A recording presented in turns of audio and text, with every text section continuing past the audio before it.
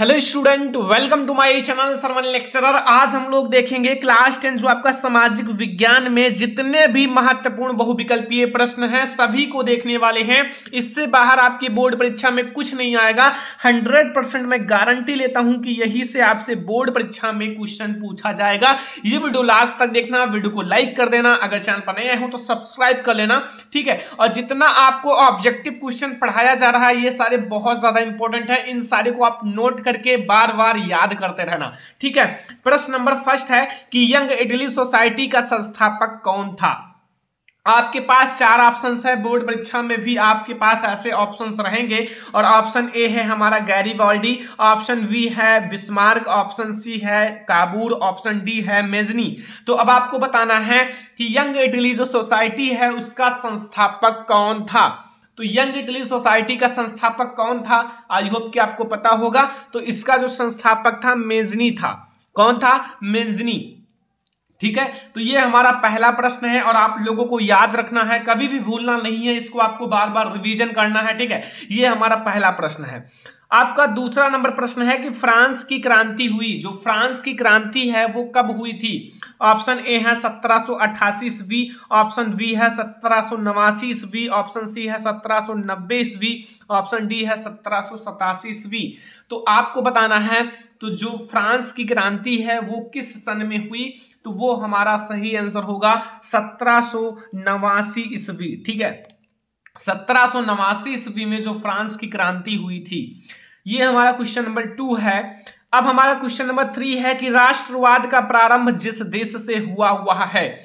जैसे जो राष्ट्रवाद का प्रारंभ इन चारों देश में से कहां से हुआ था। ऑप्शन ए हमारा है जर्मनी, ऑप्शन बी है इटली, ऑप्शन सी है फ्रांस, ऑप्शन डी है इंग्लैंड। तो आपको बताना है कि जो राष्ट्रवाद है, राष्ट्रवाद का प्रारंभ कहां से हुआ। तो राष्ट्रवाद जो है इसका प्रारंभ हुआ था फ्रांस से। कहां से हुआ था? फ्रांस से, ठीक है। तो राष्ट्रवाद का प्रारंभ याद रखना कि फ्रांस से हुआ था। ऑप्शन हमारा 4 नंबर क्वेश्चन है कि महात्मा गांधी दक्षिण अफ्रीका से वापस कब लौटे। आपको बताना है जो महात्मा गांधी जी हैं, महात्मा गांधी जी दक्षिण अफ्रीका से वापस कब लौटे। ऑप्शन ए है 1914 ईस्वी, ऑप्शन बी है 1915, ऑप्शन सी है 1918, ऑप्शन डी है 1919। तो आपको बताना है कि जो महात्मा गांधी दक्षिण अफ्रीका गए थे, साउथ अफ्रीका, तो वहां से वापस कब लौटे। यहां आपके पास 4 ऑप्शन हैं। इसका जो सही आंसर होगा वो है 1915, ठीक है। 1915 ईस्वी में महात्मा गांधी दक्षिण अफ्रीका से वापस लौटे। चलो हम लोग देखते हैं 5वां क्वेश्चन। क्वेश्चन नंबर 5 पर आप लोग फोकस करो कि करो या मरो का नारा किसका था। जो नारा करो या मरो का है ये किसका है। ऑप्शन ए है हमारा सुभाष चंद्र बोस, बी है चंद्रशेखर आजाद, सी है भगत सिंह एंड डी है हमारा महात्मा गांधी। तो करो या मरो का नारा जो दिया था वो महात्मा गांधी जी ने दिया था, ठीक है। किसने दिया था? महात्मा गांधी जी ने। जब अंग्रेजों का शासन था यहाँ तो फिर महात्मा गांधी जी ने कहा अगर आपको आजाद होना है तो फिर कुछ करो या फिर इससे अच्छा तो आप मर ही जाओ। तो यही जो करो या मरो का नारा जो दिया था वो महात्मा गांधी जी ने दिया था। ये हमारा है क्वेश्चन नंबर 5। सारे क्वेश्चंस याद कर लेना, नोट कर लेना, बार बार रिवीजन करना, क्योंकि ये सारे क्वेश्चंस बोर्ड परीक्षा के लिए VIMP हैं। जितना भी मैंने क्वेश्चन लिया है ये सारे बहुत ज्यादा इंपॉर्टेंट हैं। क्वेश्चन नंबर 6 है महामंडी का प्रारंभ किस वर्ष हुआ। ये हमारा क्वेश्चन नंबर 6 है। जो महामंडी है, महामंडी का प्रारंभ किस वर्ष हुआ। ऑप्शन ए है 1919, ऑप्शन बी है 1924, ऑप्शन सी है 1929, ऑप्शन डी है हमारा 1934। तो अब आपको बताना है जो महामंडी है इसका प्रारंभ किस वर्ष हुआ। तो महामंडी जो है इसका प्रारंभ जो हुआ था वो 1929 ईस्वी में हुआ था। कब हुआ था? 1929 ईस्वी। याद रखना, ये हमारा क्वेश्चन नंबर 6 है और ये सारे क्वेश्चंस आपको याद ही रखना पड़ेगा, क्योंकि जो बहुत ज्यादा इंपॉर्टेंट है वही क्वेश्चन मैं आपके साथ शेयर कर रहा हूं, वही क्वेश्चन मैं आपको बता रहा हूं। क्वेश्चन नंबर 7 जो हमारा है वो है संयुक्त राष्ट्र संघ का मुख्यालय कहां पर स्थित है। जो संयुक्त राष्ट्र संघ है इसका मुख्यालय आपको बताना है कि कहां स्थित है। ऑप्शन ए है हमारा वाशिंगटन, ऑप्शन बी है जिनेवा, ऑप्शन सी है न्यूयॉर्क, ऑप्शन डी है ऑस्ट्रिया। तो अब आपको ये बताना है जो संयुक्त राष्ट्र संघ है इसका मुख्यालय जो है वो कहां स्थित है। इन 4 ऑप्शंस में से आपको एक ऑप्शन बताना है। तो आई होप कि आपको पता होगा, अगर नहीं पता हो तो आज के बाद आपको हमेशा याद रहेगा वो है न्यूयॉर्क। क्या है? न्यूयॉर्क। जो संयुक्त राष्ट्र संघ का मुख्यालय है वो न्यूयॉर्क में स्थित है। ये हमारा क्वेश्चन नंबर 7 है और सारे क्वेश्चंस आपको याद रखना है। क्वेश्चन नंबर 8 हम लोग देखते हैं। क्वेश्चन नंबर 8, निम्नलिखित में से एक मिट्टी का प्रकार नहीं है। यहां आपके पास 4 ऑप्शंस हैं, इसमें से आपको बताना है कि एक मिट्टी का प्रकार नहीं है। आपके पास ऑप्शन ए है काली, ऑप्शन बी है पीली, ऑप्शन सी है लेटराइट एंड ऑप्शन डी है सीमेंट। देखो मैंने आपको मिट्टी का प्रकार पढ़ाया है, मिट्टी क्या है ये भी पढ़ाया है। तो मिट्टी के बहुत सारे प्रकार हैं, काली मिट्टी, पीली मिट्टी, लेटराइट मिट्टी, आपका वन मृदा, ठीक है, लाल मृदा, ये सारी मृदा है। बट सीमेंट जो है ये एक मिट्टी का प्रकार नहीं है। देखो सीमेंट से घर बनाया जाता है और ये मिट्टी से रिलेटेड नहीं है, ठीक है। और मिट्टी की तुलना सीमेंट काफी ज्यादा महंगा है, ठीक है, आप लोगों ने देखा होगा, लाया भी होगा।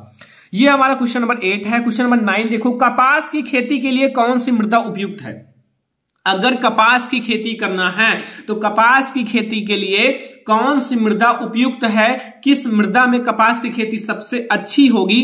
तो ऑप्शन ए है काली मृदा, बी है जलोढ़ मृदा, सी है लेटराइट मृदा एंड डी है हमारा लाल मृदा। तो कपास की खेती के लिए कौन सी मृदा उपयुक्त है? जल्दी से आप लोग बताओ आखिर कौन सा ऑप्शन सही है। तो कपास की खेती के लिए जो काली मृदा है ये बिल्कुल सही है, काली मृदा, ठीक है। काली मृदा में कपास की खेती सबसे अच्छी होती है, ठीक है। तो अगर कपास की खेती करना है तो काली मृदा सबसे ज्यादा अच्छा है। क्वेश्चन नंबर 10 है कि चिपको आंदोलन संबंधित है। देखो एक आंदोलन चला था चिपको आंदोलन, इंपॉर्टेंट है, याद रखना चिपको आंदोलन। और चिपको आंदोलन किससे संबंधित है अभी आपको तुरंत पता चल जाएगा। ए है मृदा संरक्षण, बी है वन संरक्षण, सी है जल संरक्षण एंड वायु संरक्षण। देखो जो चिपको आंदोलन है, देखो पहले क्या होता ना, तो पेड़ पौधों को जब काटा जाता था तो जो मनुष्य हैं वो जो पेड़ पौधे से चिपक जाते थे। अगर आपको पेड़ काटना है तो पहले हमें काटो, तो फिर इसी आंदोलन का नाम दे दिया गया चिपको आंदोलन। तो ये किससे संबंधित है? वन संरक्षण से संबंधित है, क्योंकि वन से ये संबंधित है और वन संरक्षण ही चिपको आंदोलन से संबंधित है। ये हमारा है क्वेश्चन नंबर 10। सारे क्वेश्चन आप नोट करके याद करते रहिए क्योंकि बहुत ज्यादा इंपॉर्टेंट है। तो अब हम लोग देखेंगे क्वेश्चन नंबर 11। क्वेश्चन नंबर 11 आप ध्यान से पढ़ना, थोड़ा लॉन्ग है लेकिन ध्यान से समझना पड़ेगा कि निम्नलिखित में से कौन सा उस कृषि प्रणाली को दर्शाता है जिसमें एक ही फसल लंबे चौड़े क्षेत्र में उगाई जाती है। मतलब एक ही फसल काफी लंबे चौड़े क्षेत्र में उगाई जाती है। अगर धान बोया जाए तो पूरा धान ही रहेगा, अगर आपको गन्ना बोना है जो शुगर कैन होता है तो पूरा आपका शुगर कैन ही रहेगा, अगर गेहूं बोना है, कुछ भी बोना है तो पूरा आपका एक ही फसल रहेगा। तो वो है हमारा ए स्थानांतरित कृषि या रोपण कृषि या बागवानी या फिर गहन खेती। देखो बाग में बहुत सारी चीजें लगाई जाती हैं तो इसमें एक ही चीज नहीं रहता, बट इसमें जो रोपण कृषि है, रोपण कृषि ये आपका सही है। रोपण कृषि में क्या होता है कि निम्नलिखित में से कौन सा उस प्रणाली को दर्शाता है? तो रोपण कृषि ही आपका जो है एक ही फसल लंबे चौड़े क्षेत्र में उगाई जाती है, जो रोपण कृषि में। ओके, तो ये हमारा है क्वेश्चन नंबर 11, याद रखना बहुत ज्यादा इंपॉर्टेंट है। क्वेश्चन नंबर 12 है कि निम्नलिखित में से कौन सी रबी फसल है। यहां आपको 4 ऑप्शंस दिए गए हैं, यहां आपको बताना है कि इसमें से कौन सी रबी फसल है। ए ऑप्शन है धान, बी है बाजरा, सी है गेहूं एंड डी है हमारा मक्का। तो इसमें आपको बताना है कि इसमें आपका कौन सा रबी फसल है। ये हमारा क्वेश्चन नंबर 12 है। तो आई होप कि आपको पता होगा कि इसमें से जो गेहूं है, गेहूं एक रबी फसल है। तो आपका अगर गेहूं रबी फसल है तो धान आपका कौन सा फसल होगा? रोपण फसल होगा, ठीक है। तो ये हमारा है क्वेश्चन नंबर 12, याद रखना बहुत ज्यादा इंपॉर्टेंट है क्वेश्चन नंबर 12, ठीक है। क्वेश्चन नंबर 13 देखो कि झारखंड में स्थित जो कोडरमा है निम्नलिखित में से किस खनिज का अग्रणी उत्पादक है। झारखंड में एक स्थित है कोडरमा, कोडरमा निम्नलिखित में से किस खनिज का अग्रणी उत्पादक है। ए ऑप्शन है बॉक्साइट, बी है उर्वरक, सी है तांबा एंड डी है लौह अयस्क। तो इसमें से जो आपका कोडरमा है वो सबसे ज्यादा जाना जाता है उर्वरक के लिए। किसके लिए? उर्वरक के लिए। तो आप याद रखना जो झारखंड में स्थित कोडरमा है वो उर्वरक का सबसे अग्रणी उत्पादक है। ठीक है, तो ये हमारा है क्वेश्चन नंबर 13 या फिर 13। सर बहुत ज्यादा इंपॉर्टेंट है सारे क्वेश्चंस, ये सारे क्वेश्चंस VIMP है, इसीलिए मैं आपसे बार बार रिक्वेस्ट भी कर रहा हूं कि याद कर लो, नोट कर लो, कि आप बोर्ड एग्जाम तक याद रखो। ठीक है, अगर आप लोग नोट्स बना लोगे तो वही नोट्स आप बार बार रिवीजन कर सकते हो, बार बार याद कर सकते हो। ठीक है, यहां लिखा हुआ है भारत में पवन ऊर्जा का विशाल केंद्र कहां पर स्थित है। भारत में जो पवन ऊर्जा है उसका विशाल केंद्र कहां पर स्थित है। ऑप्शन ए है उत्तराखंड, बी है तमिलनाडु, सी है हिमाचल प्रदेश एंड डी है हमारा राजस्थान। तो जो पवन ऊर्जा का विशाल केंद्र है वो कहां पर स्थित है, तो जो पवन ऊर्जा का विशाल केंद्र है वो स्थित है तमिलनाडु में। ठीक है, जो ये आपका है विशाल केंद्र है कहां स्थित है, तमिलनाडु में। याद रखना, बहुत ज्यादा इंपॉर्टेंट क्वेश्चन है ये हमारा क्वेश्चन नंबर 14। क्वेश्चन नंबर 15 देखो कि निम्न में से कौन सा परिवहन साधन भारत में प्रमुख साधन है। यहां आपको बताना है इनमें से कौन सा परिवहन साधन है जो भारत में प्रमुख साधन है। ए ऑप्शन है पाइपलाइन, बी है सड़क परिवहन, सी है रेल परिवहन, डी है वायु परिवहन। तो इसमें से सबसे ज्यादा प्रमुख क्या है। अच्छा आप लोग बताओ कि पाइप परिवहन द्वारा कभी सफर किए हो, नहीं किए हो। सड़क परिवहन के द्वारा बहुत सफर करते हो, दिन भर आप लोग टहलते घूमते होंगे। रेल परिवहन के द्वारा बहुत कम ही सफर किए होंगे, ट्रेवल। और यहाँ वायु परिवहन के द्वारा आई हो बहुत कम ही स्टूडेंट होंगे जो वायु परिवहन के द्वारा सफर किए हैं। इसीलिए जो सबसे ज्यादा प्रमुख है वो है हमारा सड़क परिवहन। सड़क, अगर कुछ किसी चीज को लाना है, ले जाना है, किसी सामान को एक स्थान से दूसरे स्थान पर ले जाना है तो सड़क से के द्वारा ही ले जाया जाता है। तो इसीलिए सड़क परिवहन जो है भारत में सबसे ज्यादा प्रमुख माना गया है। तो ये हमारा है क्वेश्चन नंबर 15। क्वेश्चन नंबर 16 पर आप लोग ध्यान दो, निम्न में से कौन सा संघीय राज्य नहीं है। यहां आपके 4 ऑप्शंस हैं और इसमें से बताना है कि निम्न में से कौन सा संघीय राज्य नहीं है। ए ऑप्शन है मणिपुर, बी है अरुणाचल प्रदेश, सी है हिमाचल प्रदेश एंड डी है दिल्ली।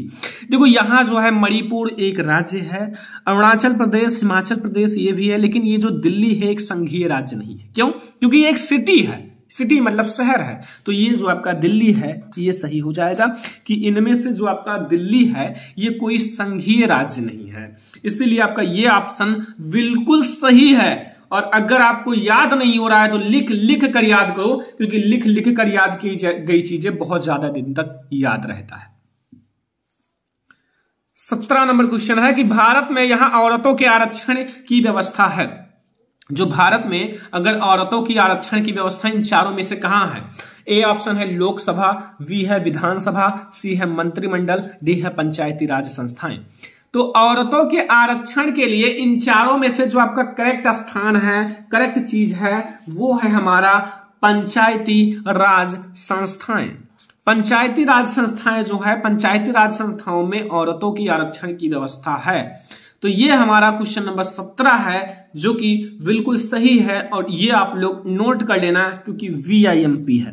सारे क्वेश्चंस वैसे वेरी इंपॉर्टेंट है, लेकिन आप लोग सारे क्वेश्चंस को याद रखना, छोटी सी रिक्वेस्ट है, याद रखना। ठीक है, और यहां हमारा क्वेश्चन नंबर 18 है कि नेपाल में लोकसभा की स्थापना हुई। जो नेपाल है, ऐसे जैसे अपना देश है नेपाल है, अपना भारत देश है, ऐसे कई सारे देश हैं, लेकिन यहां आपको बताना है नेपाल में जो लोकसभा की स्थापना हुई। यहां ऑप्शन ए है हमारा 2005 में, ऑप्शन बी है 2006 में, ऑप्शन सी है 2008 में, ऑप्शन डी है 2015 में। तो नेपाल में लोकसभा की स्थापना जो हुई थी वो कब हुआ था, 2008 ईस्वी में।